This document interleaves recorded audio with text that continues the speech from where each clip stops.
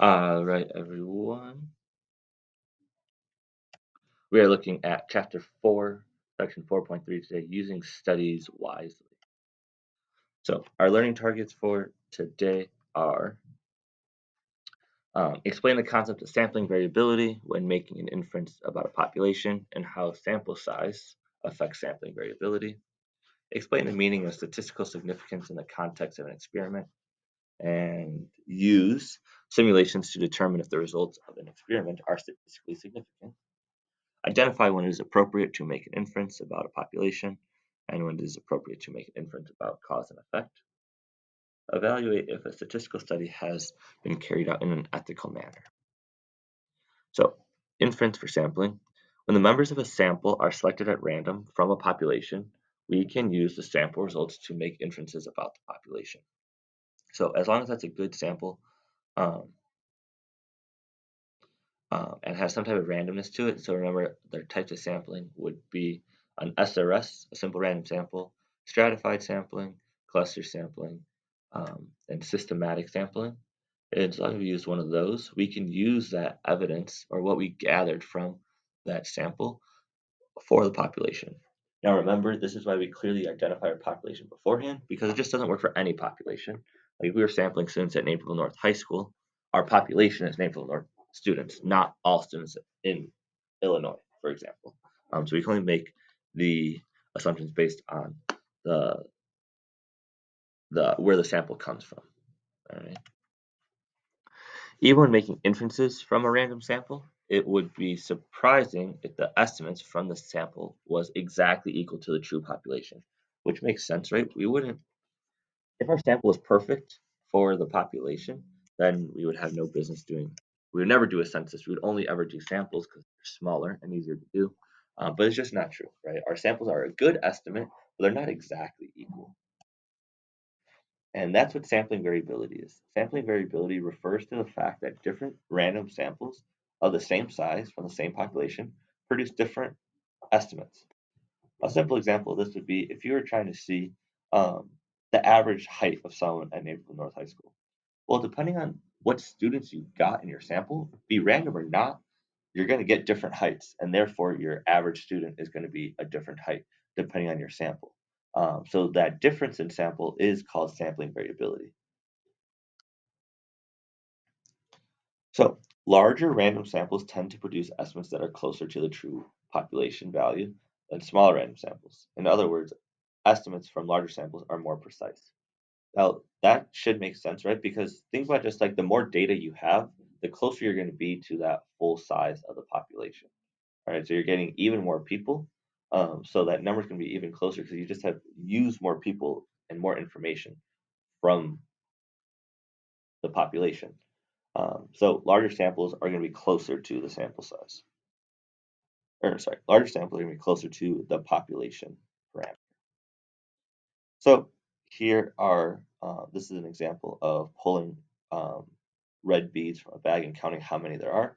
Um, this is if our sample size was 20, all right? So it's obviously percentage of red beads. So if the sample size is 20 versus the sample size is 100, you could see the variability go down, right? Our min was 10 to 50. Now we're getting from 21 to 40. So that span of possible mins and maxes decrease and it pulls it in closer. So we decrease the variability. And we honed in or we got closer to what is probably the population parameter. Right? So here's an example or a little problem. So how much do national football players weigh on average? In a random sample of 50 NFL players, the average weight was 244.4 pounds. Do you think 244.4 pounds is a true average weight of all NFL players? Explain your answer. So obviously it's not going to be because there's other players out there. We would have to sample every single one, get their weight, find their average to find the true average. So it's not going to be exactly 244.4 pounds. All right? And specifically, different samples of that 50 is going to be different. So if I took my sample of 50, you got 244.4. Someone else might take a sample of 50 and they get 250. Well, we both have samples of 50 and they're different. So there's no way that one sample could be true can be the exact, or it can be the same as the population one, because if someone else took a sample, due to sampling variability, they're probably going to be different, and you can only have one true answer. Right? And then B, which would be more likely to give an estimate close to the true average weight of NFL players, a random sample of 50 players or a random sample of 100 players? Explain. Well, again, the larger the number, the more, the closer you're going to be to that population. So 100 players is going to be closer than 50 players. So um, we'd rather have a random sample of 100 players because estimates tend to be closer to the truth when the sample size is larger.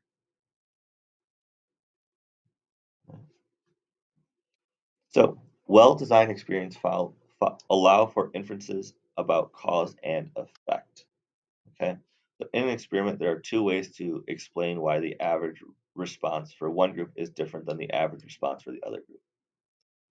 Either one, the treatment does not have a different effect on the groups, and the difference in the response happened because of chance variation in the random assignment.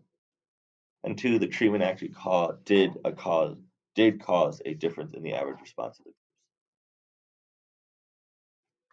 And so when the observed result of a study are too unusual to be explained by chance alone, the results are called statistically significant. So let's break this down a little bit. This is kind of the first time we're allowed to say about a cause and effect relationship. So you have to do it. The only time you can say something's cause and effect is if you've done an experiment. It has to be an experiment in order to get this cause and effect. Okay. Everything else before we said it correlated or it related. Um, you have to do an experiment in order to say it's cause and effect. Second, either those results are true, either this thing causes the second thing to happen, which is what's happening in number two, or it might just so happen that this one specific study, this one specific sample, had created this cause, what looked like a cause and effect, but it really didn't actually do it. It just so happened by random chance to work for this group of people. Um, and so, in order to distinguish the two, if it actually did cause it, because like these results are too unusual to happen, we call them statistically significant. So if something's so unlikely to happen and it still happened, well then it must actually be true, and we call it statistically significant. So taking a look at an example. Is talking on a cell phone while driving more distracting than talking to a passenger? David Strayer and his colleagues at the University of Utah designed an experiment to help answer this question. They used 48 undergrad students as subjects. The researchers randomly assigned half of the subjects to drive in a simulator while talking on a cell phone, and the other half to drive in a simulator while talking to a passenger. One response variable was whether or not the driver stopped at a rest area that was specified by researchers before the simulation had started. The table shows the results. So there you go. So there were 24 and 20 cell phone and 24 passenger, and um, you can kind of see how it breaks down. So 33 total stopped at the stop area, 15 did not. The cell phone people was just 50-50 split, while the passengers, most of them, 21 out of 24, did stop at the rest area. So calculate the difference passenger minus cell phone and the proportion of students who stopped at the rest area for the two groups. So 21 out of 24 versus 12 out of 24. So the difference is if you had a passenger, you were more likely to stop at the rest area than if you were talking on a cell phone. And that's by 0.375.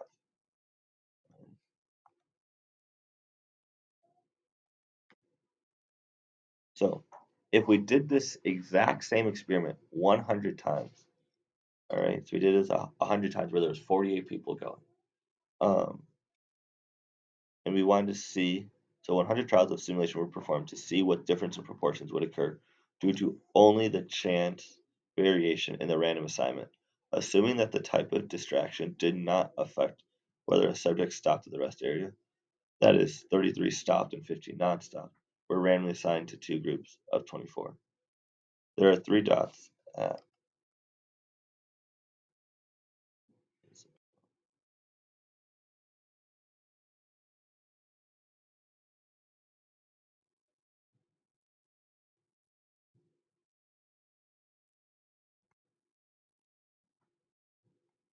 So What should have happened here, I think it got cut off in here, but just to explain, when you do these trials and then you mark off that point. So before we found, um,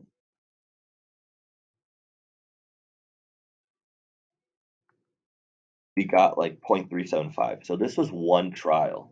Okay. So one trial, it turned out that if you had a passenger, you stopped 0.375 times more, or not more, but 0.375% more than you did if you were talking on a cell phone. So that's one specific trial.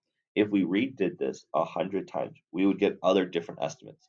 Maybe we'd get zero point 0.4, maybe we'd get 0.412, maybe we'd get 0.35, maybe we got 0.22, so forth. And we took each one of those and we made a dot plot out of it. So each trial is one dot, and we made a dot plot out of it. Okay. Um,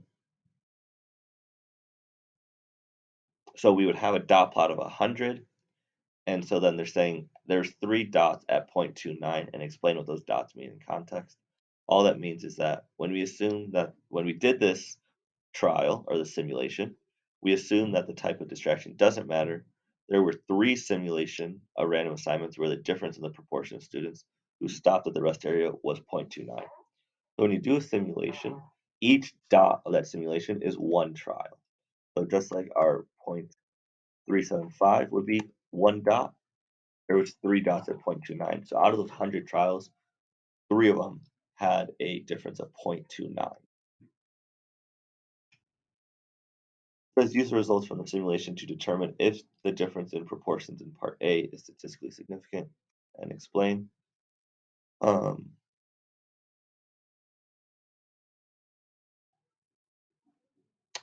so if we had the dot plot here, which I don't know what happened to it, says because the difference of 0.375 or greater never occurred in the simulation, the difference is statistically significant. It is extremely unlikely to get a difference this big simply due to chance variation in the random assignment. So what this is saying is that if I had the dot plot, the maximum value is less than 0.375. So let's say cut off at, let's say 0.35. Well, the fact that we got 0.375 and out of 100 trials, they never got a result of that or bigger means that this one example where we got 0.375 didn't just happen by random chance because if you did it 100 times, it never happened again. So since it's not by random chance, it must actually be significant. Right?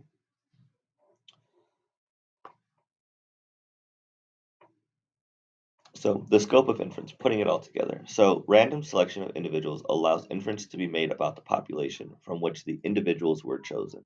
Like I said, if we're sampling students at Naperville North High School, our conclusion can only be about students at Naperville North High School. It can't be about students at Naperville Central or in all of Illinois. It's where the individuals come from.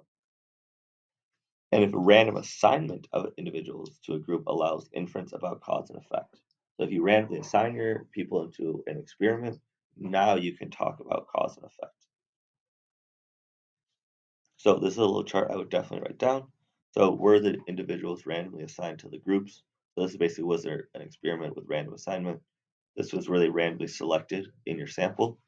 So if both are yes, then you can make conclusions about population and cause and effect.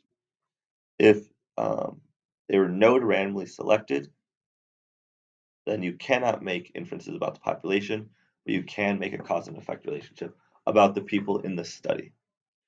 If it was the other way, if yes, they did randomly selected, you can use that information to make an inference about the population, but there was no cause and effect relationship.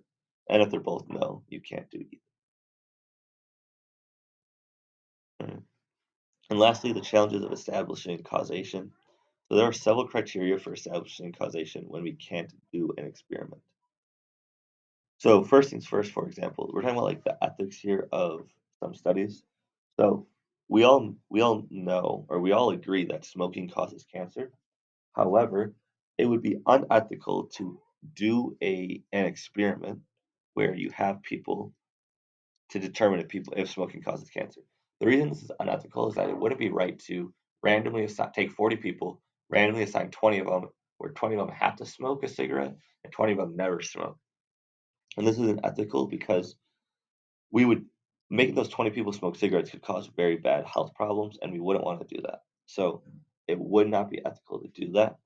So we cannot actually do an experiment. And since we cannot do an experiment, we cannot technically say there's a cause and effect relationship because the only way to do that is if there's random assignment in an experiment. So what we do instead, because we all agree that smoking causes cancer, what we do instead is there's some ways you can determine causation if we can't do an experiment. If the association is very, very strong, that's one way. And if it's consistent, if you repeat the study multiple times and you get the same results, now you have consistency along with it being very strong. So that's good. And then larger values of the explanatory variable are associated with stronger responses. So bigger X's cause for even stronger responses. And then the elude cause precedes the effect in time. So maybe these two things are someone who smokes 2 packs a day versus one cigarette a day. Do they have even stronger responses? Do they get more serious version of cancer? Do they get it earlier? Um, that type of thing. And then the cause precedes the effect. So obviously, you can't say the cause and effect if these people had cancer before they started smoking. It'd have to be they never had it. They were healthy, started smoking, now they have cancer.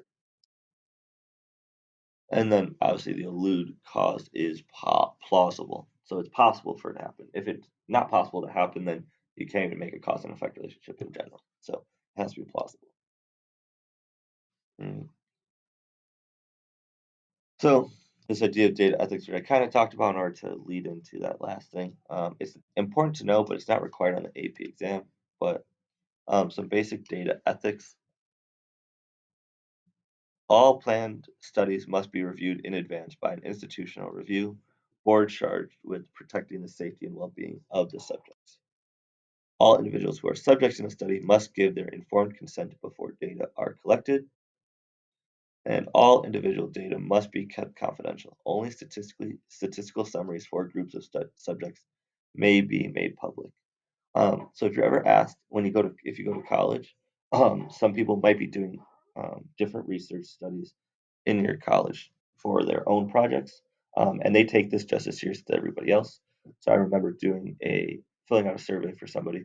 We weren't allowed to write our names down, and when they collected the surveys, they were put under lock and key in a specific file cabinet in like the basement of one of our buildings, and it had to stay there for 7 years.